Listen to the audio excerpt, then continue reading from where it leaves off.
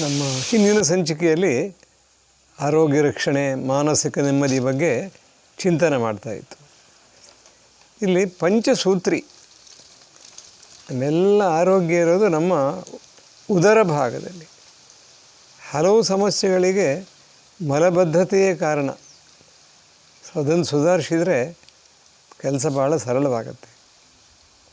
ಇನ್ನು ಎರಡನೇ ಭಾಗ, ನಮ್ಮ ಎಲ್ಲ ಅಂಗಾಂಗಗಳಿಗೂ ಚೈತನ್ಯ ಬೇಕು. ಚೈತನ್ಯದ ಮೂಲ ನಾವು ತಿನ್ನುವ ಆಹಾರ. ಈ ಆಹಾರ ಜೀರ್ಣ ಆದಮೇಲೆ ಆಗುವ 6 ಪೋಷಣಾಂಶಗಳಲ್ಲಿ ಶರ್ಕರ, ಪಷ್ಟಪಿತ್ತ ಮತ್ತು ಮೇಧಸ್ಸು ಅನ್ನೋದು ಇಂಧನ. ಅದು ದಹನ ಆದಾಗ ಚೈತನ್ಯ ಬಿಡುಗಡೆ ಆಗುತ್ತೆ. ದಹನ ಆಗೋದಕ್ಕೆ ಅತೀ ಅಗತ್ಯವಾಗಿರೋದು ಪ್ರಾಣವಾಯು, ಆಕ್ಸಿಜನ್. ಅಂದರೆ ರಕ್ತದಲ್ಲಿ ಸಾಕಷ್ಟು ಆಕ್ಸಿಜನ್ ಇದ್ದರೆ ತಿಂದ ಕಾರ್ಬೋಹೈಡ್ರೇಟ್ ಮತ್ತು ಫ್ಯಾಟು ಪೂರ್ತಿ ಆಕ್ಸಿಡೈಸ್ ಆಗಿ ಚೈತನ್ಯವಾಗುತ್ತೆ. ರಕ್ತಕ್ಕೆ ಆಕ್ಸಿಜನ್ ಸಿಗೋದು, ಪ್ರಾಣವಾಯು ಸಿಗೋದು ಶ್ವಾಸಕೋಶಗಳಿಂದ. ನಮ್ಮ ಶ್ವಾಸಕೋಶಗಳಲ್ಲಿ ಶುದ್ಧ ಗಾಳಿ ಇದ್ದರೆ ರಕ್ತದಲ್ಲಿರುವ ಹಿಮೋಗ್ಲೋಬಿನ್ನು ಪ್ರಾಣವಾಯು ಹೀರ್ಕೊಳ್ಳುತ್ತೆ.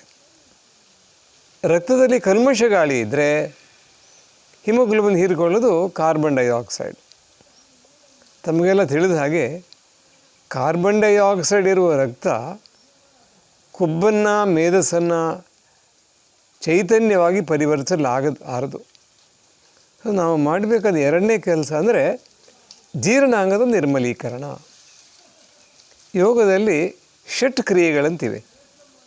ಇದರಲ್ಲಿ 2 ಜೀರ್ಣಾಂಗದ ನಿರ್ಮಲೀಕರಣ, 4 ಶ್ವಾಸಕೋಶಗಳ ನಿರ್ಮಲೀಕರಣ. ಇದನ್ನು ವಿವರಿಸ್ತಾ ಹೋಗೋದಕ್ಕಿಂತ ಮಾಡಿ ತೋರಿಸಿದರೆ ತಮಗೆ ಚೆನ್ನಾಗಿ ಮನದಟ್ಟಾಗ್ಬೋದು ಅಂತ ತಿಳ್ಕೊಳ್ಳುತ್ತೆ. ಎದೆಯ ಭಾಗದ ಮೇಲೆ ಸಾಕಷ್ಟು ಸಂಕೋಚ ವಿಕಾಸ ಆಗುವಾಗ ಮಾಡಿ ಒಳಗಿರುವ ಕಲ್ಮಶ ಗಾಳಿ ಹೊರಹಾಕಿ ಶುದ್ಧ ಗಾಳಿ ಒಳ ಸೇರುವ ಹಾಗೆ ಮಾಡಬೇಕು. ಇವುಗಳನ್ನು ನಿಶ್ವಾಸನ ಕ್ರಿಯೆಗಳು ಅಂತ ಕರೀತಾರೆ. ಪ್ರಧಾನವಾಗಿ 4 ಇದೆ. ಒಂದು ನೋಡಿ, ಕೈಗಳನ್ನು ಹೀಗೆ ಮೇಲೆತ್ತುವಾಗ ಎದೆ ವಿಕಾಸವಾಗಿ ಶುದ್ಧ ಗಾಳಿ ಒಳ ಹೋಗೋದು. ಮುಂದೆ ಬಾಗಿ ಹೊಟ್ಟೆಯನ್ನು ಚೆನ್ನಾಗಿ ಒತ್ತಿದಾಗ ಬಿಸಿ ಉಸಿರು ಹೊರಗೋಯ್ತು. ಪುನಃ ಮೇಲೆ ಬಂದಾಗ ಶುದ್ಧ ಗಾಳಿ ಒಳ ಬಂತು. ಕೈ ಕೆಳ ತಂದಾಗ ನಿಶ್ವಾಸನದಲ್ಲಿ ಕಲ್ಮಶ ಗಾಳಿ ಹೊರಟೋಯಿತು. ಇದನ್ನು ಪರ್ವತಾಸನ, ಯೋಗ ಮುದ್ರಾ ಅಂತ ಕರೀತಾರೆ. 4 ಸಾರಿ ಮಾಡಿದಾಗ ಸಾಕಷ್ಟು ಒಳಗಿನ ಕಲ್ಮಶ ಗಾಳಿ ಹೊರಟು ಹೋಗಿ ಶುದ್ಧ ಗಾಳಿ ಒಳ ಬರುತ್ತೆ. ಇನ್ನೊಂದು ಪರಿಣಾಮಕಾರಿಯಾದ ಕ್ರಿಯೆ ಅಂತ ಹೇಳಿದರೆ ಭಸ್ತ್ರಿಕಾ. ತುಂಬ ಅನುಕೂಲವಾಗಿರೋದು ನೋಡಿ. ಕೈ ಮೇಲೆತ್ತುವಾಗ ಎದೆ ವಿಕಾಸ ಆಯಿತು, ಶುದ್ಧ ಗಾಳಿ ಒಳಗೆ ಹೋಯಿತು.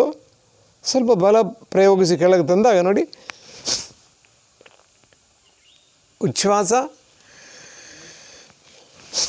ನಿಶ್ವಾಸ. ಇದನ್ನು ಅಭ್ಯಾಸ ಮಾಡೋದು ನಮ್ಗೆ ಗೊತ್ತಾಗುತ್ತೆ.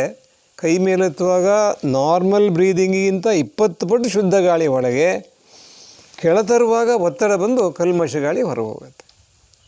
ಸುಮಾರು ಒಂದು 10 5 ಸುತ್ತು ಮಾಡಿದಾಗ, 50 ಬಾರಿ ಮಾಡಿದಾಗ ಅಷ್ಟು ಕಲ್ಮಶ ಗಾಳಿ ಖಾಲಿಯಾಗಿ ಹೊಸ ಗಾಳಿ ಒಳ ಬಂದು ರಕ್ತಕ್ಕೆ ಆಕ್ಸಿಜನ್ ಸಿಗತ್ತೆ.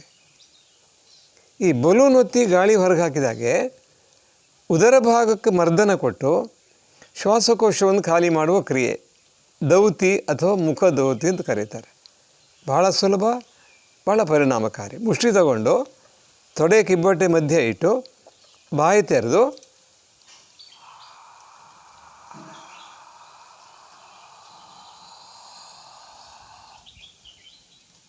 ಉಸಿರು ಬಿಟ್ಟು ಬಾಯಿ ಮುಚ್ಚಿ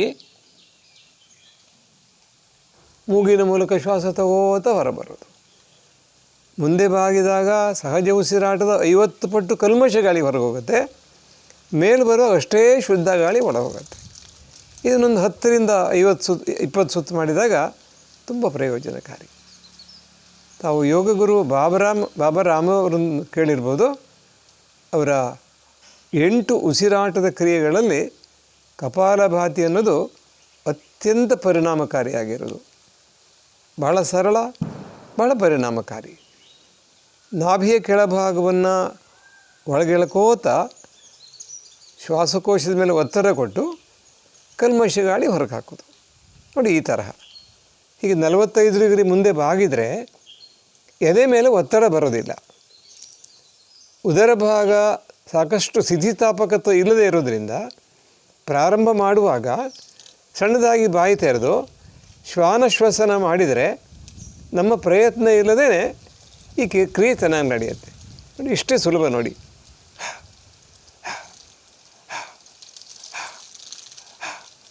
ಹೀಗೆ ಆದರೆ ಅಭ್ಯಾಸ ಆದಮೇಲೆ ಬಾಯಿ ತೆರೆಯೋದು ಬೇಡ, ಸಹಜವಾಗಿಯೇ ಮಾಡ್ಬೋದು. ನೋಡಿ,